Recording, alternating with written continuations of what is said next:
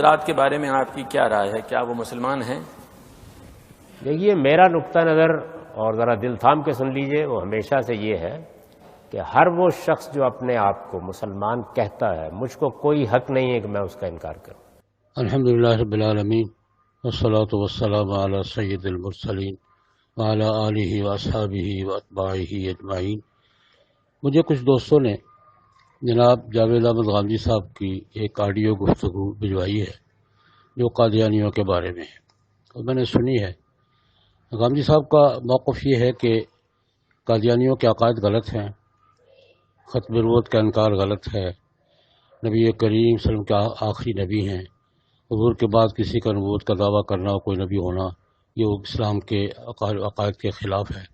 لیکن وہ یہ کہتے ہیں کہ قادیانیوں کو کافر کہنے کا کسی کو حق نہیں ہے۔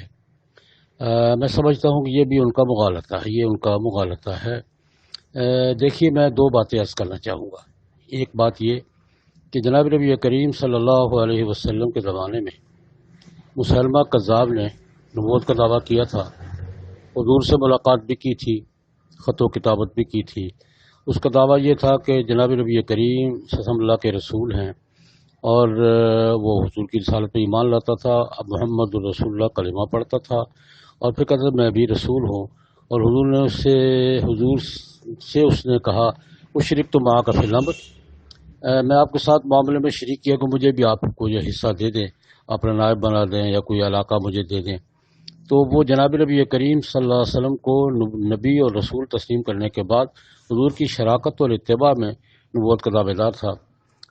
لیکن جناب نبی کریم صلی اللہ علیہ وسلم نے اسے مسلمان تسلیم کرنے سے انکار کر دیا تھا، اور اس کے نمائندوں کو بخاری کی روایت، بڑی روایت ہے، بخاری شریف کی روایت، حضور نے یہ فرمایا تھا لولا ان الرسل لا تقتل لضربت عناقکما، اگر قاصدوں کا قتل کرنا یہ معروف کے خلاف نہ ہوتا تو میں تم دونوں کو قتل کر دیتا۔ یہ اس کی بنیاد محدثین یہ فرماتے ہیں کہ اس کا یہ مرتد تھے، جناب نبی کریم صلی اللہ علیہ وسلم کے ارشاد کے مطابق یہ حضور کے بعد کسی کو نبی مان کر مرتد تھے، ان کا قتل اسلام کے قانون کی روح سے درست تھا، لیکن چونکہ اس وقت عرف اور تعامل نہیں تھا، اس لیے حضور نے فرمایا لولا ان رسول اللہ تقتل لضربت عناقکما۔ اس کا مطلب یہ ہے کہ جناب نبی کریم صلی اللہ علیہ وسلم نے اس کے ماننے والوں کو مسلمان تسلیم کرنے سے انکار کر دیا تھا، مرتد قرار دیا تھا۔ اسی پر صحابہ کرام رضوان اللہ علیہم اجمعین نے مسلمہ سے بھی، سجاح سے بھی، طلحہ سے بھی، اسود انسی سے بھی جنگ لڑی، انہوں نے مسلمان تسلیم کرنے سے انکار کر دیا۔ میرا سوال یہ ہے کہ جناب نبی کریم صلی اللہ علیہ وسلم نے آپ کے اپنے بعد نبوت کے دعوے دار کو مسلمان تسلیم نہیں کیا اور ان کو اپنے ساتھ شامل نہیں کیا، صحابہ کرام نے بھی حضور کے ارشاد کو عمومی قانون کا درجہ دے دیا، تو کیا حضور کا یہ فیصلہ کرنا اور صحابہ کرام کو اس کو اجماعی تعامل کی شکل دینا یہ حجت ہے یا نہیں ہے؟ اگر یہ حجت ہے تو قیامت تک کے لیے حضور کا یہ عمل مبارک اسوہ حسنہ ہے، حضور کا اسوہ حسنہ ہم پر واجب ہے یا نہیں؟ اگر اس طرز کا کوئی آدمی آج نبوت کا دعویٰ کرے جو حضور کو نبی مانتا ہو اور آپ خود بھی نبی کہتا ہو، تو کیا حضور کا یہ طرز عمل اور صحابہ کرام کا اس کے مطابق تعامل یہ ہمارے لیے حجت ہے یا نہیں ہے؟ اگر حجت ہے تو اس کی پیروی میں آج ہم بھی کر سکتے ہیں، اور یہ ہر دور میں ہوتا رہا ہے۔ امت کا اجماعی تعامل 1400 سال سے یہی چلا رہا ہے۔ ایک تو میری گزارش، بنیادی سوال یہ ہے کہ حضور کا یہ فیصلہ، حضور کا یہ عمل، صحابہ کرام کا تعامل یہ حجت ہے یا نہیں ہے؟ دوسری بات، قرآن پاک نے بہت سے مقامات پر اسلام اور کفر کے اصول بیان کیے ہیں، مسلمان کون ہے اور کافر کون ہے۔ مثال کے طور پر میں سورۃ النساء کی آیت نمبر 150، 51 اور 52 کا حوالہ دوں گا، 150 سے 152 تک۔ قرآن پاک نے ایمانیات کے اصول بیان کیے ہیں، اور یہ فرمایا ہے کہ جو لوگ اللہ رسول پہ انکار کرتے ہیں، یریدون ان یفرقوا بین اللہ ورسلہ ویقولون نؤمن ببعض ونکفر ببعض ویریدون ان یتخذوا بین ذلک سبیلا، کچھ لوگ ایسے ہیں جو اللہ رسول کے درمیان فرق کرتے ہیں اور یہ کہتے ہیں ہم بعض چیزوں پہ ایمان لاتے ہیں، بعض پہ نہیں لاتے، اور درمیان کا راستہ نکالنا چاہتے ہیں۔ ان کے بارے میں قرآن پاک ہے اولئک هم الکافرون حقا، یہ کافر ہیں، پکے کافر نہیں، کافر پکے کافر ہیں۔ اب یہ اصول بیان کیا قرآن پاک نے۔ میرا سوال یہ ہے کہ قرآن پاک نے اصول تو بیان کر دیا، وحی بھی بند ہو گئی، اب اس اصول کی تطبیق ہمارے زمانے میں کیا ہوگی؟ قرآن پاک کے اس اصول کی تطبیق آج کے دور میں ہوگی یا نہیں ہوگی؟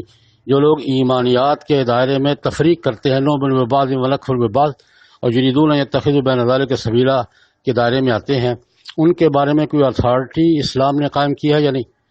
قرآن پاک نے صرف اصول بیان کیا ہے یا اور قیامت تک تطبیق کا معاملہ مبہم چھوڑ دیا ہے؟ یہ تو بہت اسلام کے حوالے سے بہت خلا کی بات ہے کہ قرآن پاک نے اصول تو بیان کیا کہ ایسا کرنے والے مومن ہیں، ایسا کرنے والے کافر ہیں، اور اصول بیان کر دیا کہ جو لوگ نؤمن ببعض ونکفر ببعض ویریدون ان یتخذوا بین ذلک سبیلا کہ بعض چیزوں پہ ایمان لاتے ہیں، بعض پہ نہیں لاتے، اور درمیان کا راستہ نکالنا چاہتے ہیں، وہ کافر ہیں۔ اب رسول اللہ صلی اللہ علیہ وسلم کے بعد اس کی تطبیق کون کرے گا؟